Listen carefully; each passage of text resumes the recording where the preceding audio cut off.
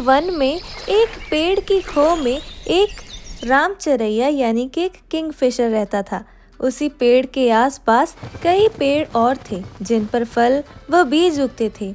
उन फलों और बीजों से पेट भरकर वह हमेशा मस्त रहता था। इसी प्रकार कई वर्ष बीत गए। एक दिन वह उड़ता उड़ता एक टहनी पर जा पहुंचा और वहां पर उसे एक और पक्षी उड़ते उड़ते मिलने आया। दोनों ने खूब बातें की और रामचरैये ने बताया कि वह यहीं रहता है और यहीं खाता पीता है। अरे भाई, दुनिया में खाने के लिए फल और बीज ही नहीं होते, और भी कई स्वादिष्ट चीज़ें होती हैं, उन्हें भी खाना चाहिए। खेतों में उगने वाले अनाज तो बेजोड़ होते हैं, कभी अपने खाने का स्वाद बदल कर तो देखो। धन्यवाद भाई मुझे सलाह देने के लिए। मैं आज ही पता करता हूँ कि खेतों का रास्ता कौन सा है। दूसरे पक्षी के जाने के बाद रामचरैया सोच में पड़ जाता है। उसने फैसला किया कि कल ही वह दूर नजर आने वाले खेतों की ओर जाएगा। वह अपना सफर शुरू करता है। उसने ठान लिया था कि उस अनाज नाम की चीज का स्वाद चख कर देखेगा।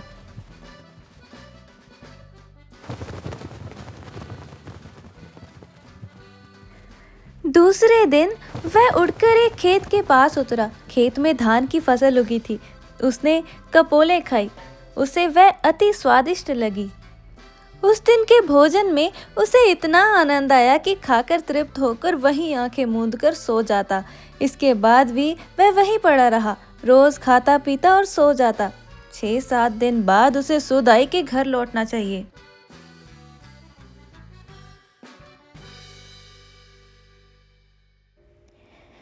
उन भैया ने सच ही कहा था कि यहाँ खाना स्वादिष्ट होगा, लेकिन घर तो वापस जाना पड़ेगा। रामचरैया फिर से घर वापसी का सफर शुरू कर देता है।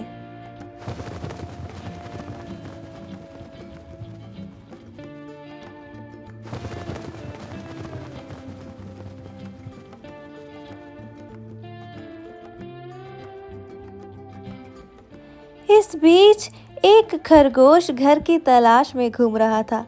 इस इलाके में जमीन के नीचे पानी भरने के कारण उसका बिल नष्ट हो गया था।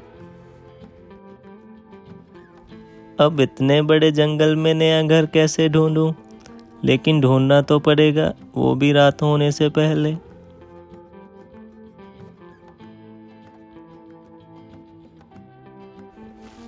ये कहते ही वह अपने घर की तलाश फिर से जारी करता है।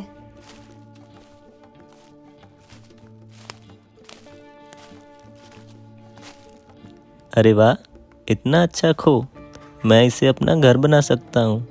गर्मी और सर्दी में ये खराब मौसम से भी बचाएगा। कितनी खूबसूरत जगह है, मजा आ गया। फिर वह वहां खो के अंदर चला जाता है।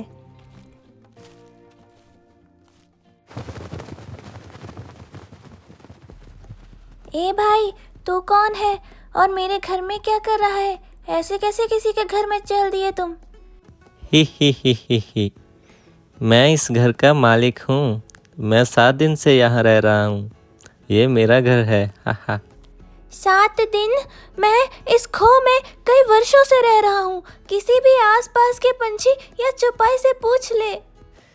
सीधी सी बात है, मैं यहाँ आया, ये खो खाली पड़ी थी और मैं यहाँ बस गया।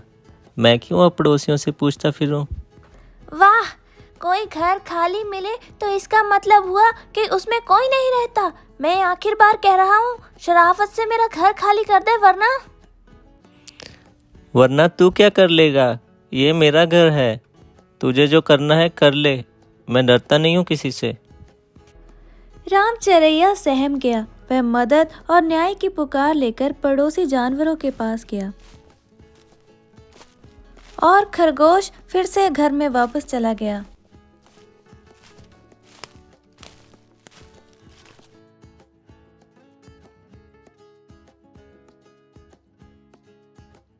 उसने कई जानवरों से अपनी बात कही। वह हिरन के पास भी अपनी फरियाद लेकर गया, लेकिन सबने दिखावे की हूं की, परंतु ठोस रूप से कोई सहायता करने सामने नहीं आया।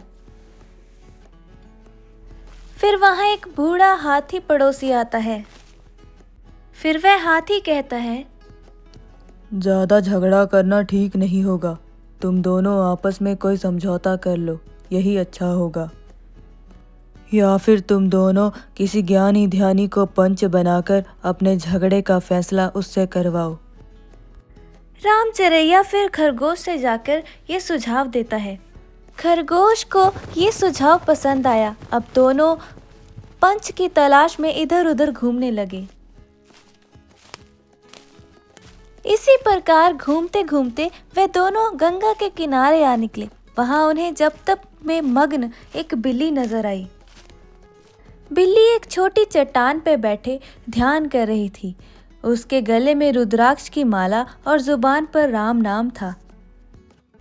पहले तो रामचरैया और खरगोश बिल्ली को कुछ देर देखते हैं और फिर रामचरैया कहता है,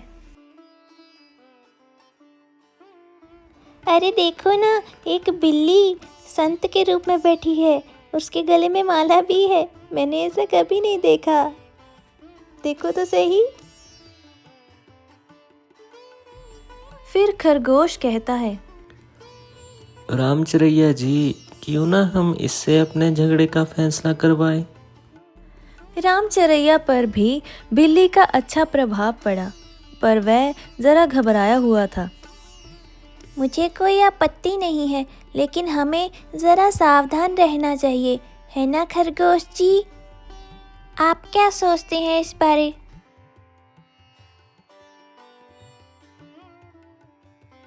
अरे नहीं, देखते नहीं हो, ये बिल्ली संसारिक मोह माया त्याग कर तपस्विनी बन गई है।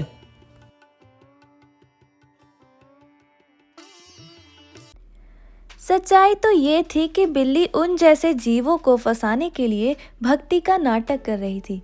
फिर रामचरैया और खरगोश पर और प्रभाव डालने के लिए वह जोर जोर से मंत्र पढ़ने लगी। रामचरैया और खरगोश ने उसे देखकर जयकारा लगाया। जय माता दी, माता को प्रणाम।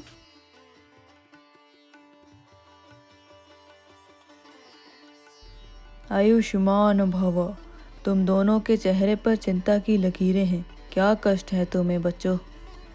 रामचरैया कहता है, माता, हम दोनों के बीच एक झगड़ा है, हम चाहते हैं कि आप उसका फैसला करें। हरे राम, तुम्हें झगड़ा नहीं करना चाहिए, प्रेम और शांति से रहो। खैर बताओ, तुम्हारा झगड़ा है क्या?